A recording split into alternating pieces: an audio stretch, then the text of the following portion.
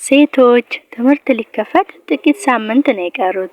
ታዲያ ከክረምት እረፍት በኋላ ወደ ትምህርት ቤት ስንመለስ ሙሉ በሙሉ ተለውጠን ፊታችን አብቦ ጸጉራችን አምሮና በራስ መተማመናችን ጨምሮ ለመታየት ዝግጁ ናችሁ? ሰላም ውድ እህቶቼ፣ እንኳን ወደ ቻናሌ በሰላም መጣችሁ። ዛሬ የምነግራችሁ ምንም አይነት አላስፈላጊ ወጪ ሳታወጡ በቤት ባሉ ቀላል ነገሮች በአንድ ወር ውስጥ እንዴት ግሎ ማድረግ እንደሚቻል ነው።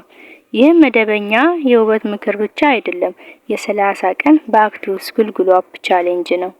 ዝግጁ ከሆናችሁ አሁኑኑ ቪዲዮውን ላይክ በማድረግ ጀምሩ። መጀመሪያ የምንጀምረው ከፊታችን ነው።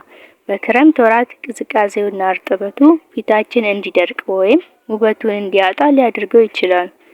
ነገር ግን ምንም አይነት ውድ ክሬም ሳያስፈልገን ፊታችን የሚያበሩ ዘዴ እዚህ አሉ። አንደኛ የሩዝ ውሃ ነው። ሩዝ አጥባችሁ ለ24 ሰዓት አሳድሩት። ያሳደራችሁትን ውሃ ጧትና ማታ ፊታችሁን ታጠቡበት፣ ወይ ደግሞ በስፕሬይ አድርጋችሁ ፊታችሁ ላይ መርጨት ትችላላችሁ።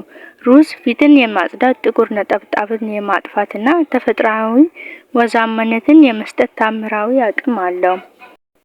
ሌላው በሳምንት 2 ቀን አንድ የሻይ ማንኪያ ማርና ቡና በመቀላቀል ፊታችሁን በለስላሳው ማሳጅ አድርጉት።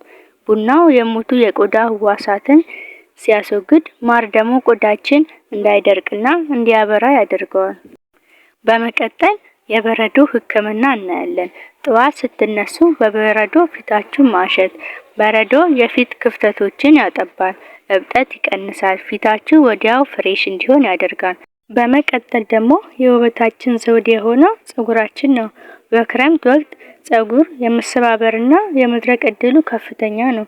ስለዚህ ትምህርት ቤት ከመከፈቱ በፊት ጸጉራችን እንዲረዝምና እንዲወፍር የሚያደርጉ 2 ነገሮችን ልንገራችሁ። አንደኛ የሞቀ ቅባት ነው። በሳምንት 2 ወይ 3 ቀን የሚስማማችሁን የጸጉር ቅባት ሞቅ አድርጋችሁ የጸጉራችሁ ቆዳ ላይ ቀቡት። ለ5 ደቂቃ ማሳጅ አድርጉት። ይህ የደም ዝውውርን በመጨመር የጸጉራችንን እድገት ያፋጥናል። ሁለተኛው ከእሳት ማራቅ ነው።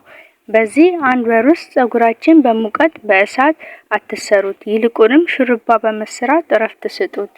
የከንፈር እንክብካቤ፣ ከንፈራችሁ እንዳይሰነጣጠቅ ማታ ስትተኙ ቫዝሊን ወይም ማር ተቀቡ። ጠዋት በለስላሳ የጥርስ ብሩሽ ከንፈራችሁን በትንሹ መቦረሽ የሞተው ቆዳ እንዲለቅ አድርጉ። የሰውነት ጠረንና የጥፍር ንጽህና፣ ጥፍራችሁ ሁልጊዜ ቁረጡ፣ በደንብ አጽዱት። ሁልጊዜ ከታጠባችሁ በኋላ ተፈጥሯዊ ዲዮድራንት መጠቀም ቀኑን ሙሉ ፍሬሽ ሆናችሁ እንድትውሉ ያደርጋል። ውዶቼ፣ እነዚህ ሁሉ ነገሮች አውቆ አንድ ቀን ብቻ ማድረግ ምንም ለውጥ የለውም። ሚስጥሩ ቀጣይነት ወይም ኮንሲስተንሲ ላይ ነው። በየቀኑ ማድረግ አለባችሁ። በተለይ ውሃ መጠጣት።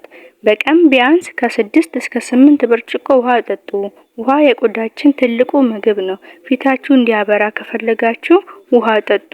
በቂ እንቅልፍ መተኛት። በክረምት እረፍት ማታ ስልክ ላይ ማደር የለም። ቢያንስ 3 ሰዓት ላይ ተኙ። እንቅልፍ ማጣት የፊት መጥቆርና የአይን ስር እብጠት ያመጣል። አይምራዊ ዝግጅትና ራስን መውደድ። ከምንም በላይ ደግሞ በራሳችሁ ተማመኑ።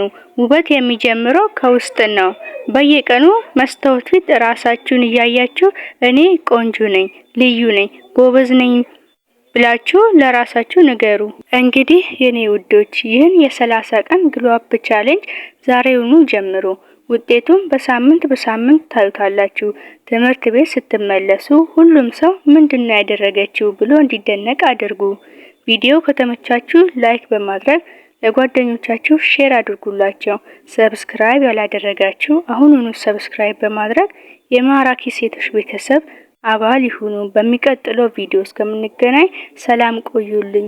ባይ ባይ።